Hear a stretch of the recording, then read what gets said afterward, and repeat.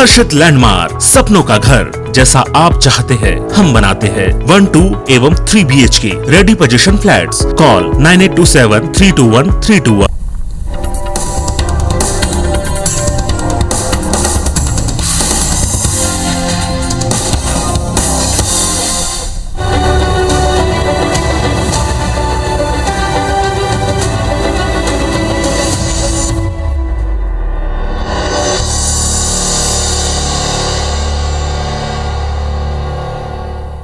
नमस्कार, करियर और एजुकेशन से जुड़े हमारे खास कार्यक्रम गाइड में आप सभी का स्वागत है। मैं हूं आपके साथ आकांक्षा। आज हम अपने कार्यक्रम में बात करेंगे मेडिकल में करियर की। मेडिकल की पढ़ाई हमेशा से ही यंगस्टर्स को काफी अट्रैक्ट करती है, लेकिन इसमें टफ कंपटीशन के कारण कई छात्रों को इसमें एडमिशन नहीं मिल पाता है। लेकिन आपको परेशान होने की जरूरत नहीं है, क्योंकि आपके सपने को पूरा करेगा मोई ग्रुप ऑफ एजुकेशन। वो कैसे जानेंगे हमारे खास कार्यक्रम गाइड में। तो चलिए कार्यक्रम की शुरुआत करते हैं।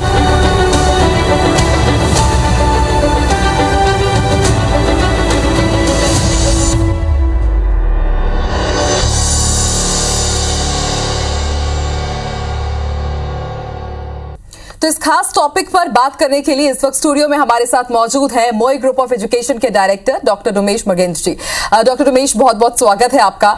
सर, नो डाउट सबसे पहले आपको बहुत सारी बधाई, क्योंकि नो डाउट आपने बहुत अच्छा काम कर रहे हैं बच्चों को गाइड करने का। क्योंकि ज्यादातर हम देखते हैं कि बच्चे और मेडिकल की पढ़ाई करने के लिए विदेश जाना चाहते हैं, लेकिन उनको इतनी इंफॉर्मेशन नहीं होती है, नॉलेज नहीं होती है कि वो बाहर कैसे जाए, उसके लिए क्या कुछ प्रोसेस है। और इसके लिए 17 साल से आपका ये जो ग्रुप ऑफ एजुकेशन है, मोई ग्रुप ऑफ एजुकेशन, वो काम कर रहा है। तो सबसे पहले आप इसलिए अपने ग्रुप के बारे में थोड़ी इंफॉर्मेशन दीजिए बच्चों को। First of all, I am from मोई ग्रुप ऑफ एजुकेशन और हमारी संस्था आज से 10 साल से ज़्यादा हो गए इसे काम करते हुए to provide admission for MBBS abroad. And आज तक हमने मोर देन 2000 स्टूडेंट्स को बाहर अब्रॉड में पढ़ाई करने के लिए भेजा हुआ है, और बहुत सारे बच्चे अभी आके यहाँ पर as a like doctor practice भी कर रहे हैं। तो सर, ये तो हमने आपके ग्रुप के बारे में जान लिया, लेकिन आपने जैसे बताया कि आपको इस फील्ड में 10 साल से ज़्यादा का एक्सपीरियंस है। तो आपके हिसाब से क्या मानना है कि MBBS की पढ़ाई अगर किसी को इंग्लिश में करनी है तो किस कंट्री में सबसे बेस्ट होगी? और हाँ, बजट का भी ध्यान, क्योंकि बजट एक सबसे ज्यादा कॉम्प्लिकेटेड चीज होती है। तो minimal budget with best studies. अगर हम बजट की बात करें तो हमारे पास काफ़ी सारी कंट्रीज अवेलेबल हैं इस टाइम पे। बट अगर हम किसी एजुकेशन स्टैंडर्ड को अगर हम देखें सारी चीज़ों को लेकर, तो हम सभी जानते हैं कि Russia is one of the best as compare to other country, just because क्योंकि अगर हम कोरोना के टाइम की, अभी रिसेंटली अगर हम कोरोना के टाइम की देखें तो कोरोना के टाइम पे भी सबसे पहले कंट्री जो पूरे वर्ल्ड में वैक्सीन बनाने वाली थी वो रशिया थी। और वहाँ पर से कई सारे डॉक्टर्स जो ऑलरेडी ग्रेजुएट हो गए हैं, उनका काफ़ी अच्छा एक्सपीरियंस रहा है। तो अगर हम बजट को भी अगर लेके चले, अगर आप किर्गिस्तान में पढ़ाई करते हैं तो आपका जो कॉस्टिंग आता है 15 से 16 लाख रुपए का आता है। रशिया में भी कुछ कॉलेजेस ऐसे हैं जो 16 लाख, 17 लाख, 18 लाख इस तरीके से डिपेंडेंट है कॉलेज पे। तो हम अगर बजट और स्टैंडर्ड दोनों अगर देखें तो रशिया का नाम हम सबसे पहले लेंगे, देन हम कंसीडर करेंगे यूक्रेन को, देन हम अदर कंट्रीज को कंसीडर करते हैं। सर, ये तो हमने बेस्ट के बारे में बात करी, लेकिन जब हम बेस्ट कॉलेज में एडमिशन के लिए यूनिवर्सिटी में जाते हैं तो वहाँ पे सब जगह एलिजिबिलिटी क्राइटेरिया भी अलग अलग रहता है। या फिर किसी को अब्रॉड में MBBS करना है तो किस तरह का उसको भारत से वो एलिजिबिलिटी क्राइटेरिया कितना अलग रहेगा, और किन मेन पॉइंट्स जो रहेंगे जिनको ध्यान में रखने की जरूरत रहेगी? अगर हम भारत में किसी भी कॉलेज में एडमिशन लेने की बात करें तो हमारा जो एलिजिबिलिटी क्राइटेरिया होता है वो है रैंक बेस्ड। अगर आपके जितने टॉप के रैंक आते हैं, फॉर एग्जांपल हमारे रैंक अगर आ रहे हैं लाइक फर्स्ट 200 रैंक, तो हमें कुछ भी एम्स का कॉलेज हमें अच्छे टॉप सिटीज में मिल सकता है। उसके बाद हम अगर थोड़े कम रैंक में आए हैं तो प्राइवेट कॉलेजेस में, गवर्नमेंट कॉलेजेस में लेंगे। देन प्राइवेट कॉलेजेस के चांसेस होते हैं जिनकी फीस 4 लाख सालाना से लेकर 12 लाख, 15 लाख, 20 लाख तक सालाना भी होती है आज के डेट में। और अगर हम अब्रॉड की अगर हम बात करें तो वहाँ पर कॉलेज की जो फीस होती है that will be approx from 2 lakh up to 5 lakh per annum. तो इस तरीके से वो गवर्नमेंट कॉलेज होंगे। प्लस वहाँ के एलिजिबिलिटी क्राइटेरिया कुछ इस तरीके से, अगर आपके नीट में आप सिर्फ एलिजिबल हैं, आपको रैंक लाने की जरूरत नहीं है, अगर आप सिर्फ एलिजिबल भी हैं लाइक 50 परसेंटाइल के बेसिस पे अगर आप आते हैं तो आप एलिजिबल हैं वहाँ पर एडमिशन लेने के लिए।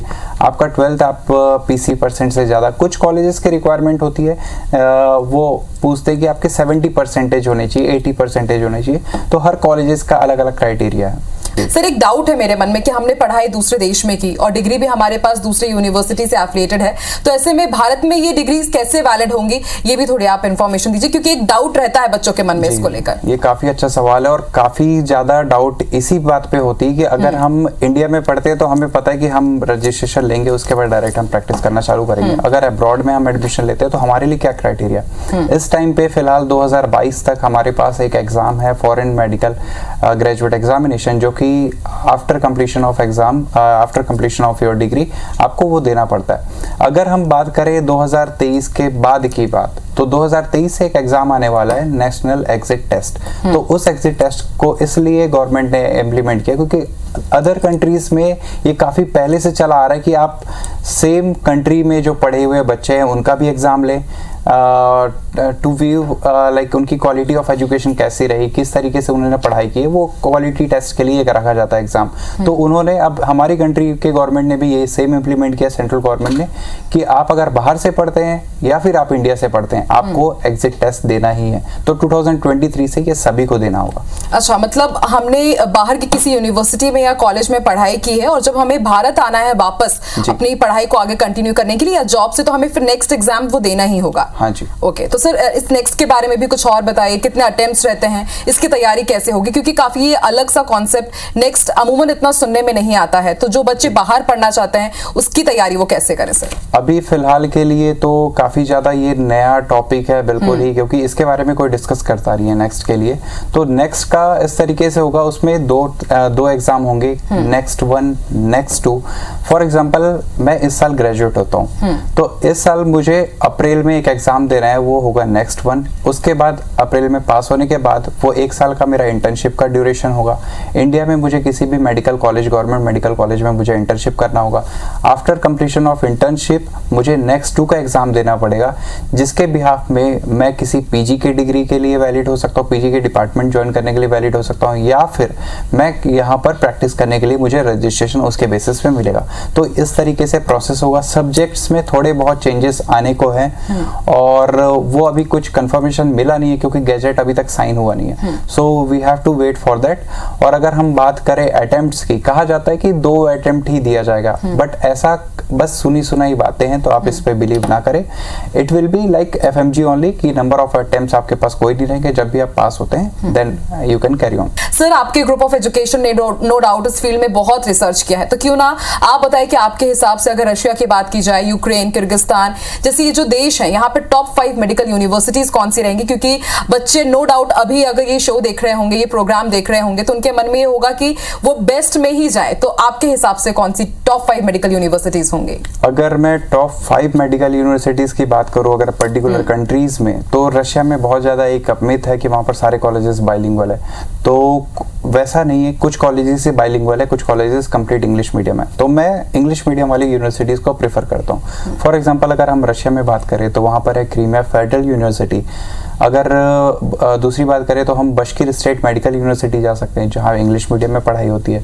समारा स्टेट मेडिकल यूनिवर्सिटी है जहाँ इंग्लिश मीडियम में पढ़ाई होती है। कजान फेडरल मेडिकल यूनिवर्सिटी जहाँ इंग्लिश मीडियम में पढ़ाई होती है। अगर मैं यूक्रेन की बात करूँ तो यूक्रेन में एक अच्छी यूनिवर्सिटी है, सुमी स्टेट मेडिकल यूनिवर्सिटी, काफ़ी अच्छी रैंक है, लाइक कंट्री वाइज भी 3rd रैंक में आता है, वर्ल्ड वाइड भी अच्छे रैंक है, 2109 रैंक पे। और उसके अलावा उज़्गोरोद नेशनल मेडिकल यूनिवर्सिटी है। अगर हम पर्टिकुलर अगर यूक्रेन की बात कर रहे हैं तो कजाकिस्तान आई वोंट प्रेफर। सो जो भी ये जितने कॉलेजेस हैं उनको मैं टॉप प्रायोरिटी में रखूंगा। और सर अगर इसके अलावा कोई डायरेक्टली किसी यूनिवर्सिटी में एडमिशन लेना चाहता तो इसके लिए क्या प्रोसेस होगा? मान लीजिए किसी ने कंसल्टेंसी के थ्रू एडमिशन नहीं लिया है तो उसके लिए भी कुछ प्रोसेस? उसके लिए एक ही प्रोसेस होता है कि आप गवर्नमेंट कोई भी कॉलेज के जो उनकी वेबसाइट है, जो उनकी मेन वेबसाइट होती है, तो उनमें आप जाइए। आप उसमें कुछ कॉलेजेस हैं जो कि डायरेक्टली भी एडमिशन लेते हैं, बट बहुत से कॉलेजेस प्रेफर करते हैं कि आप किसी कंसल्टेंट के थ्रू ही आइए जो कि वहाँ के ऑफिशियल रिप्रेजेंटेटिव है। नॉट लाइक कि आप किसी भी कंसल्टेंट के थ्रू आ रहे हैं और वो आपका अप्लाई कर रहे हैं और वो कॉलेज के बिल्कुल पार्ट नहीं है। तो आप उन्हीं कंसल्टेंट को वो भी रेफरेंस देते हैं कि आप किसी कंसल्टेंट के थ्रू आ रहे हैं तो वो कॉलेज के रिप्रेजेंटेटिव होने चाहिए, ताकि अगर कुछ भी आपको प्रॉब्लम होती है रिगार्डिंग आपके एजुकेशन के, रिगार्डिंग आप किसी भी लीगल इश्यूज हो गए वहाँ पर, कोई भी चीज़ें होती है तो वो आपके कंसल्टेंट है, वो 6 साल तक 5 साल तक जब तक आपकी डिग्री कंप्लीट नहीं होती तब तक वो आपकी हेल्प करें। Sir, MoE group of education next exams के लिए क्या हेल्प कर रहा है? क्योंकि अभी आपने बताया कि अब नेक्स्ट एग्जाम का एक कॉन्सेप्ट आने वाला है, तो उसके लिए क्या तैयारी करवाई जाएगी आपके सर्विसेज के तरफ से? अभी हमारे तरफ से एक मेडिको मेंटर्स करके कोचिंग इंस्टीट्यूट है, एंड मेडिको मेंटर्स पिछले 2 सालों से बच्चों को पढ़ा रहा है और काफी ज्यादा अच्छा रिस्पॉन्स है बच्चों का।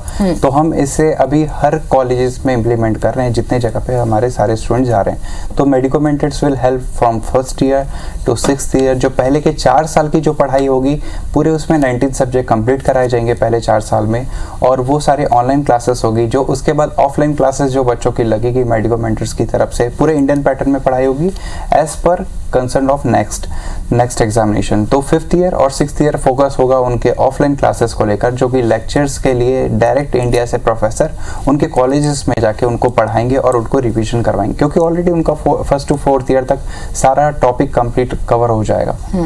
तो मतलब नेक्स्ट एग्जाम्स के लिए भी आपके कंसल्टेंसी ने अलग से तैयारी कर रखी है। तो अगर आपके मन में कोई भी सवाल है अब्रॉड स्टडीज को लेकर के या फिर एमबीबीएस की पढ़ाई को लेकर के, तो मोई ग्रुप ऑफ एजुकेशन आपकी वन डेस्टिनेशन सोल्यूशन जरूर साबित होगा। सर, आपकी कंसल्टेंसी नो डाउट बहुत बड़ा नाम कमा चुकी है और एक अलग ही पहचान है इसकी, तो क्यों ना आप इसके बारे में भी बताइए कि आपकी कंसल्टेंसी कौन कौन सी सर्विस देती है और जो दूसरी कंसल्टेंसीज भी रहती है अदर कंट्रीज के लिए, तो क्या क्या हेल्प उनकी तरफ से मिलती है?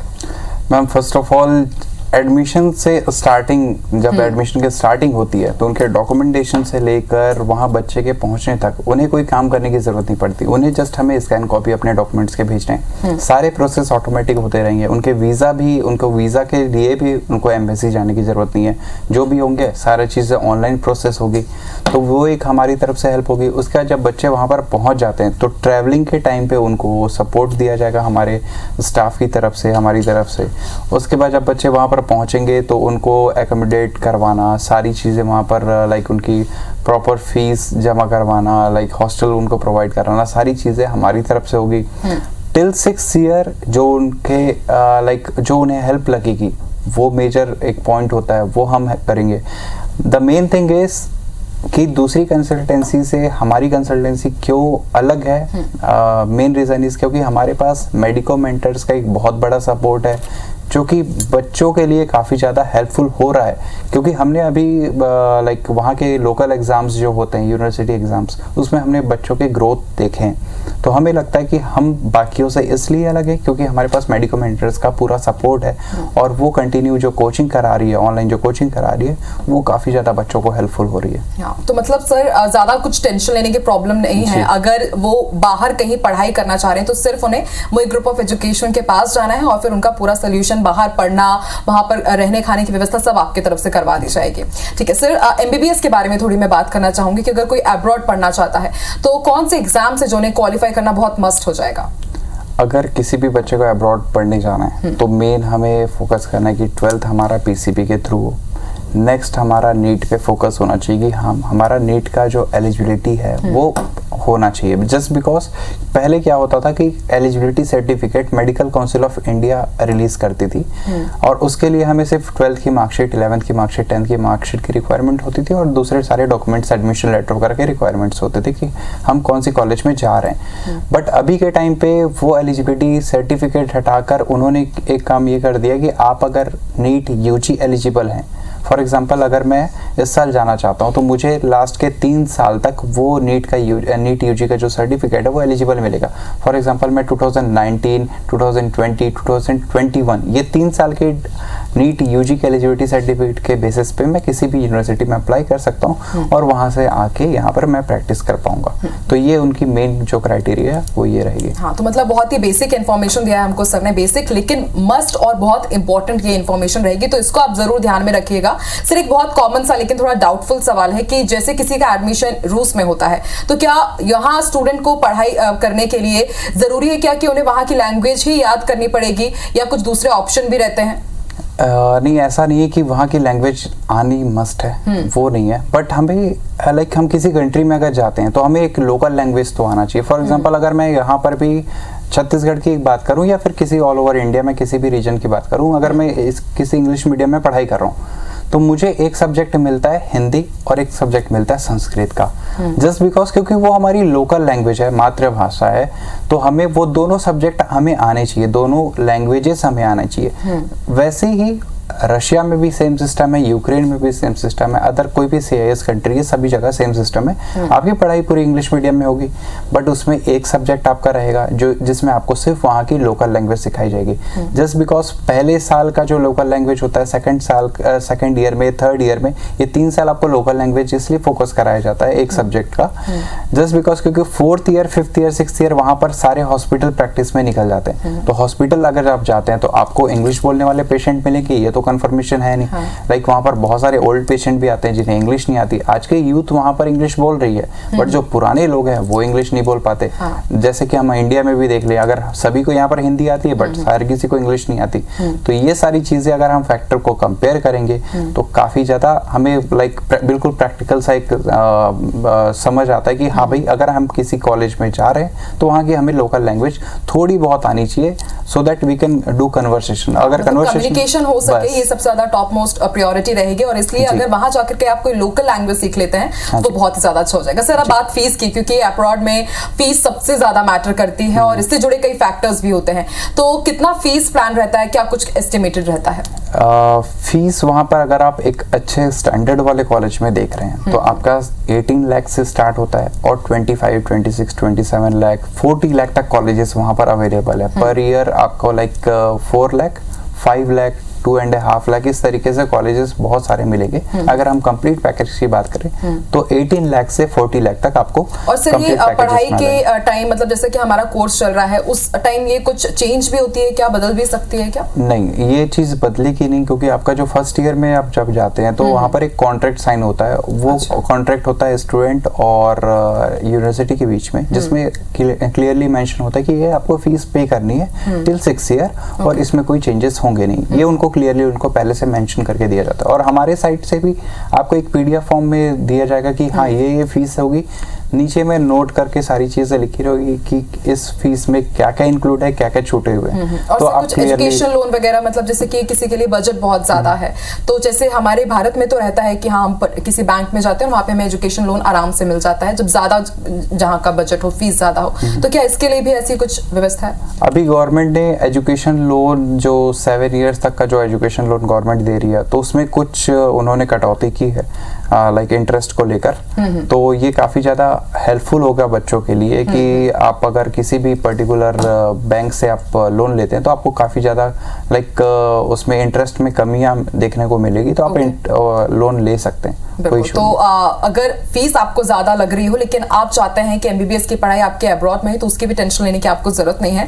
सर, एक बहुत ही कॉमन सा मेरा क्वेश्चन रहेगा कि बाहर जाकर के हम पढ़ाई तो करना शुरू कर देते हैं, लेकिन ऐसे दूसरे फैक्टर्स भी रहते हैं जिसको काफी इफेक्ट करते हैं, वहां पे रहना, खाना, दूसरी व्यवस्था भी देखनी पड़ती है, तो क्या इसके बारे में भी इंफॉर्मेशन आपका ग्रुप देता है और क्या इसके लिए भी असिस्टेंस रहता है कुछ?